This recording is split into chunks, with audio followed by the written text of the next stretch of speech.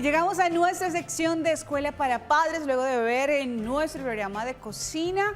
Y hoy precisamente vamos a hablar en Escuela para Padres sobre la diferencia entre niños hiperactivos y versus niños inquietos. Y sin duda alguna, muchas veces llevamos a nuestros hijos porque vemos que son niños que de pronto están todo el tiempo saltando, jugando, molestan, hablan, preguntan, y entonces tendemos a decir, no, es que él debe tener algún problema en su conducta, vamos a donde un psicólogo, de pronto no se hace un muy buen diagnóstico referente a lo que tiene el niño y terminan diciendo que es un niño hiperactivo, pero realmente con el tiempo se dan cuenta que no era un niño hiperactivo, sino simplemente un niño inquieto. Por eso, hoy vamos a hablar de cuáles son esas diferencias y está con nosotros Angie Cuadro, psicóloga ya de la casa. Angie, bienvenida como siempre a nuestro programa.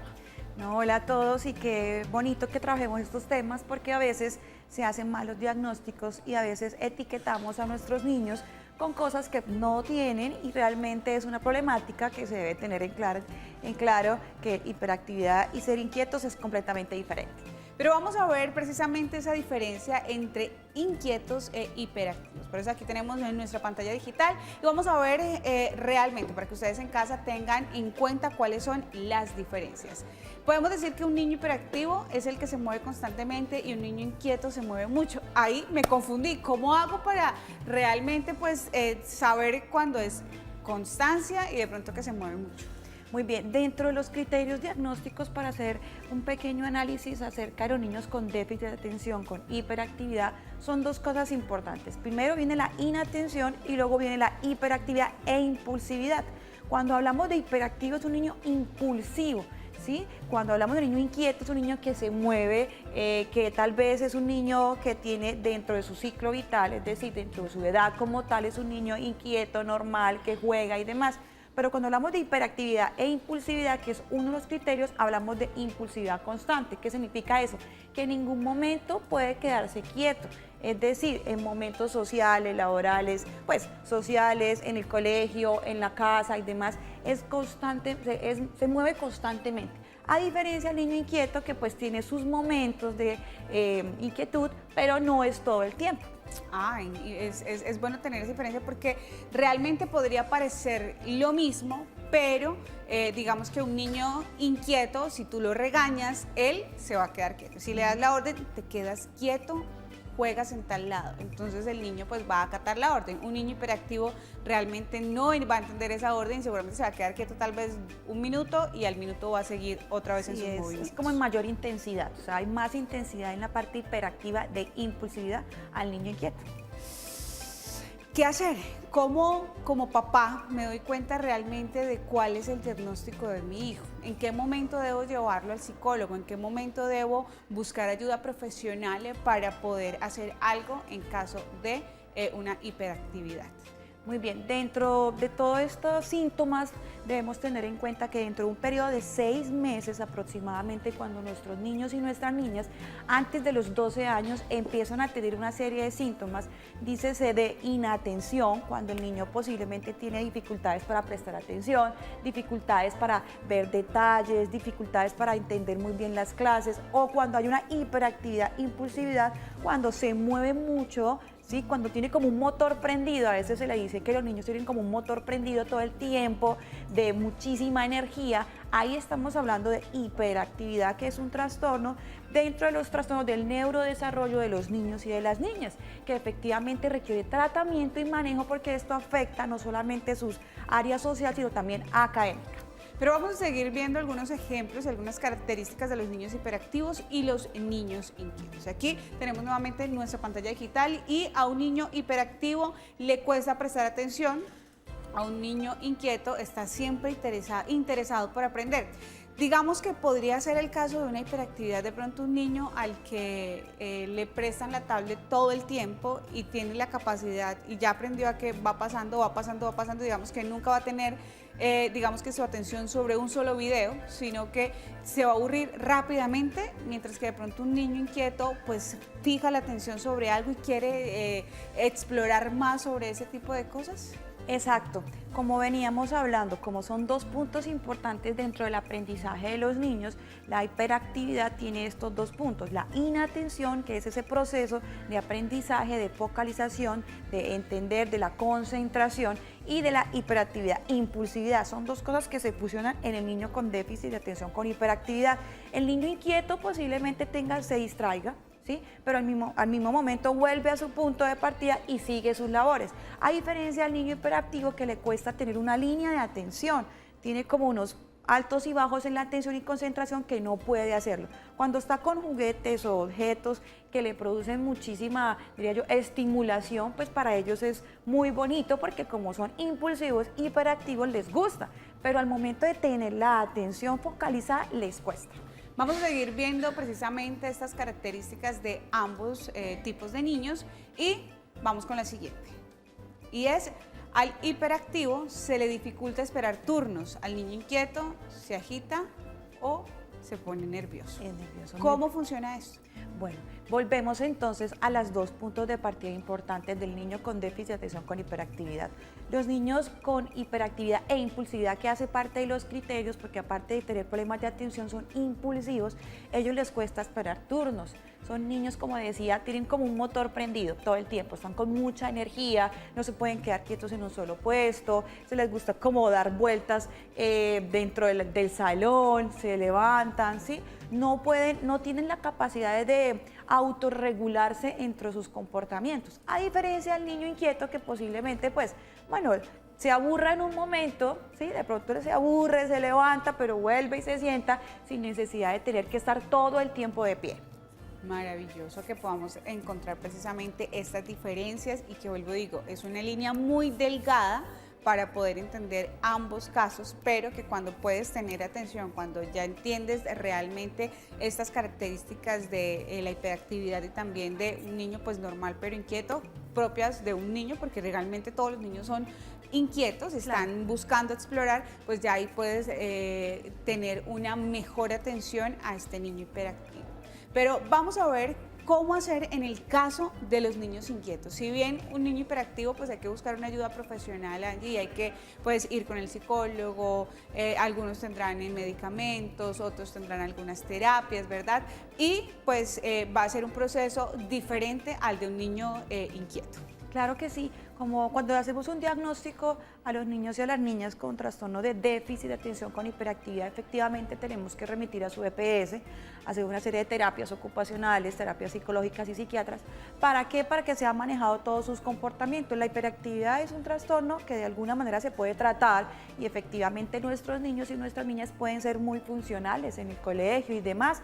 Estos trastornos como tal no impiden que el niño pueda estar en una institución, no impiden absolutamente que la institución pues los aíslen y demás, sino antes al contrario, los docentes y profesores tienen que tener muchísimas estrategias para que estos niños puedan poner atención. O sea, tenemos que tener una serie de habilidades para que estos niños puedan comprender su problemática y puedan aprender mejor.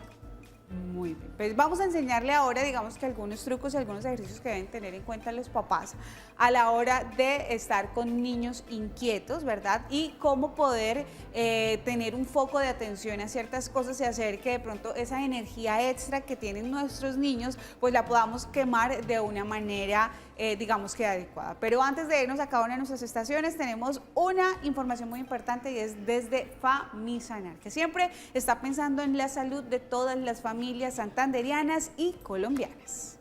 Famisanar está comprometida con la salud de los colombianos, por eso los invitamos a completar el esquema de vacunación, porque cuando nos vacunamos se nota. Conoce más en famisanar.com.co/vacunación.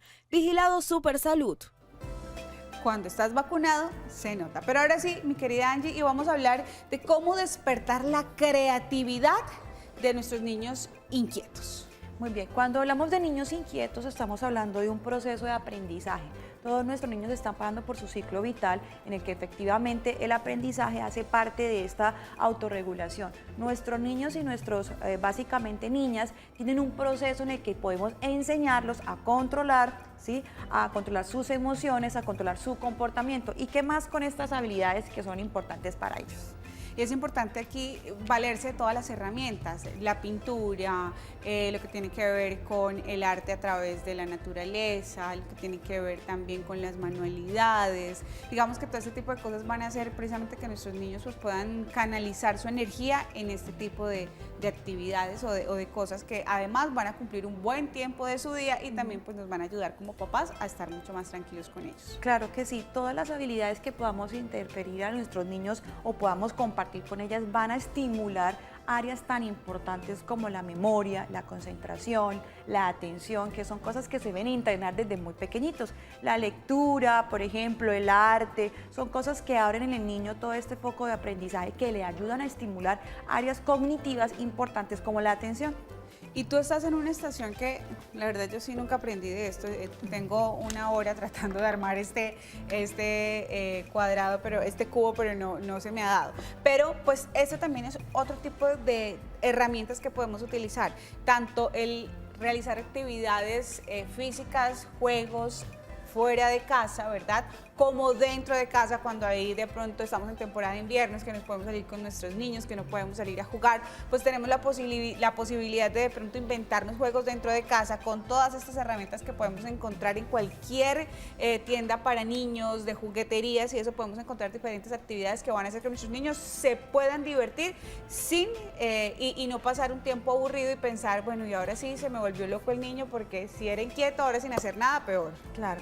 Cuando hablamos de nosotros de las terapias de juego, porque todo tiene un punto, un objetivo terapéutico, muchos papás a veces piensan que poner al niño a jugar es sencillamente con la pelota y demás. No, todas las clases de juego que tenemos nosotros siempre tienen un objetivo terapéutico. Y este objetivo, por ejemplo, está en eso, en las habilidades sociales de los niños, como por ejemplo compartir, por ejemplo estar con otros amiguitos de su par, y esto les va a permitir también abrir el espacio de aprendizaje. Todos estos juegos de mesa, todos estos juegos físicos ayudan muchísimo en la parte motora del niño, en la parte también de socializar con otros niños también, y efectivamente para la atención y la concentración. Los juegos de mesa ayudan muchísimo, que hoy en día ya casi no compartimos en casa con jueguitos de mesa, ¿no? Ya las tecnologías ahora cambiaron, pero sí es importante que los niños también tengan sus posibilidades de aprender también con juegos de mesa. Y ahora nos vamos a ir precisamente a hablar de este tipo de herramientas tecnológicas, y es que hoy pues nos vamos por la parte fácil o por la tarea fácil, es decir, no, pues yo le voy a comprar un Xbox a mi hijo, le voy a comprar un Nintendo, le voy a comprar, no sé, su celular, su tablet, su computador, y que él se entretenga como quiera. Y pues la verdad, aunque sí es bueno, y la idea no es limitarlos, porque creo que también hay que hacer que nuestros niños avancen tal cual como va avanzando también nuestra era digital y los avances tecnológicos que existen, sí hay que ponerles, digamos que un freno y un límite a utilizar todos sus aparatos. Claro que sí, ya ahorita nuestras redes sociales pues nos dan la posibilidad de que el niño tenga muchísimas cosas de aprendizaje, ¿cierto? Pero cuando algo no tiene un objetivo como tal, cuando ponemos al niño a jugar sencillamente sin un objetivo de aprendizaje, déjenme decirle que no vamos a inculcar en él ninguna habilidad. Muchas veces los juegos no tienen sentido, son juegos que de pronto son de mucha violencia, son juegos que no tienen de pronto un aprendizaje para los niños, efectivamente no nos van a servir. Las redes sociales, pues básicamente todo lo que es la tecnología y demás, nos ha ayudado pues a estar más conectados con el aprendizaje. Entonces, papás y familia, es importante que si vamos a hacer un juego, vamos a tener algo con los niños, tengan un objetivo. Entonces, vamos a aprender a concentrarnos, la atención, la concentración, vamos a aprender a compartir, que esto también hace parte de los juegos. Se vale de pronto tener en casa este tipo de juegos y digamos que es para en la casa, sí, tener juegos como el de Memory Games, ¿verdad? Que es para que nuestros niños pues aprendan, digamos que a buscar las ubicaciones digamos que de ciertos objetos, de memorizar, ¿cierto? Creo que eso también pues puede influenciar a la hora de hacer las actividades. Todos los juegos de concentración, como digo, de diferencias, de buscar, por ejemplo, de poder interpretar ciertas cosas, nos van a ayudar muchísimo en las habilidades cognitivas de los niños. Juegos que tengan un objetivo terapéutico. ¿Qué es objetivo terapéutico? Atención, concentración, memoria. Esto nos va a ayudar a que los niños no tengan problemas en el aprendizaje y problemas en el colegio. Estos juegos nos ayudan muchísimo en los niños. Es decir, todo eso que pongamos al niño en momentos de en la casa, momentos que no tengan que hacer tareas, les van a ayudar efectivamente a mejorar la atención y la concentración cuando son inquietos.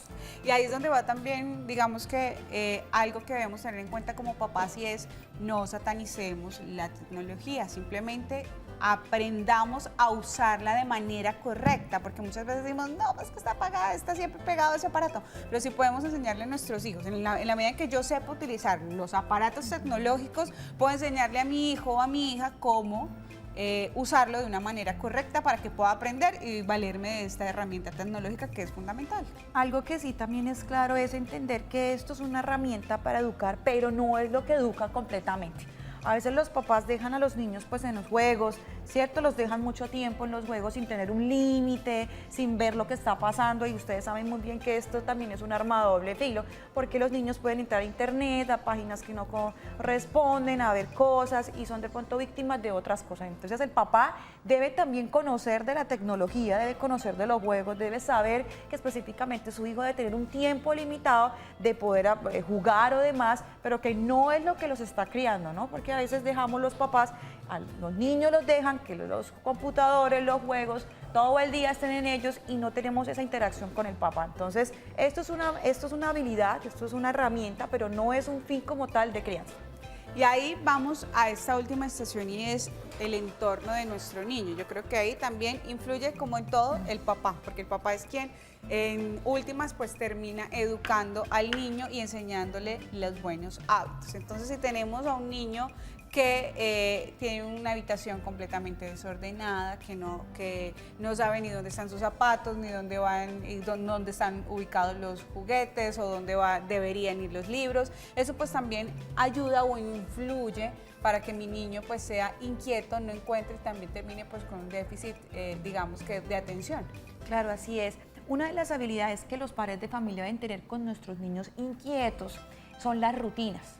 Las rutinas hacen parte de este comportamiento en el que vamos enseñándole al niño, lo vamos condicionando de tal forma que el niño vaya aprendiendo reglas y normas en el hogar. Cuando no hay rutinas en la casa, cuando papá y mamá, por ejemplo, no tienen unos hábitos, por ejemplo, de estudio, unos hábitos de aseo y demás, el niño específicamente no va a entender, no lo va a hacer, posiblemente llegue a ser desordenado, posiblemente llegue a ser un niño que tenga unas dificultades en el aprendizaje porque en casa no le hemos puesto rutinas, límites, tareas constantes, ya que en la edad en la que ellos están en aprendizaje de autorregular sus emociones y sus comportamientos.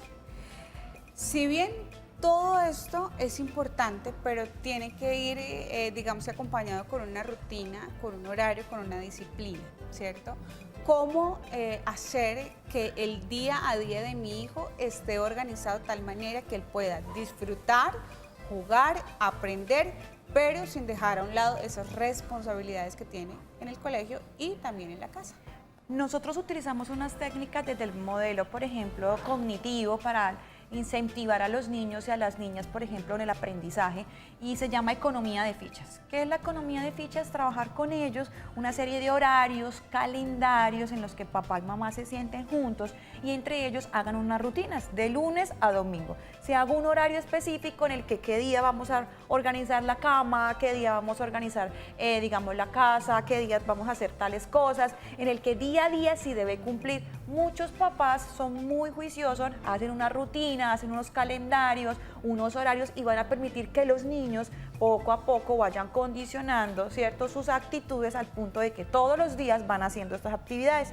Muchas de estas formas de trabajar con nuestros niños se pueden incentivar. Entonces, si durante 15 días el niño cumple estas rutinas, estos horarios y demás, pues salimos al parque, vamos a comer un helado, te voy a incentivar de pronto con que salgamos a piscina. Entonces se le dan ciertos incentivos y cuando no, efectivamente tenemos que hacer unos correctivos y empezamos a decir, bueno, no cumpliste con estas tareas, entonces vamos a quitarte algo que te gusta mucho y cuando lo recuperes te lo vuelvo a entregar. Entonces esto nos permite como ayudar a que el niño dentro de su aprendizaje sea más disciplinado. ¿Desde qué edad debo empezar a hacer este tipo de rutinas de aprendizaje con mi hijo? ¿Cuál es la edad, digamos que ideal para iniciar pues todos estos procesos de los que hablas?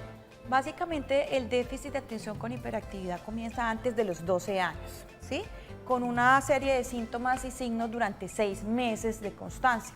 Nuestros niños aproximadamente a partir de los 6 años o de los 5 años ya empiezan a tener actitudes y empiezan a tener comportamientos en el que están aprendiendo día a día. Es importante a la primera infancia, o sea, en este momento de la primera infancia, comenzar a darle a los niños responsabilidades, así sean muy pequeñitas, límites, normas para empezar a autorregular su comportamiento y no se sientan deprimidos o frustrados porque no pueden hacer lo que ellos digan. Entonces, cuando enseñamos las reglas y las normas desde la primera infancia, qué es lo que se puede hacer y qué no, vamos a tener niños y adolescentes muy disciplinados en el contexto del aprendizaje. Lo importante también es, si en muchas ocasiones y a veces nos sentimos frustrados como papás porque no entendemos, no sabemos cómo actuar y qué herramientas utilizar, es también pues buscar la ayuda profesional. Creo que se vale saber que no todo lo puedes, ¿verdad? Y que hay personas que tienen esa capacidad de poder orientarte, guiarte para que pues tengas unos hijos mucho más útiles para la sociedad.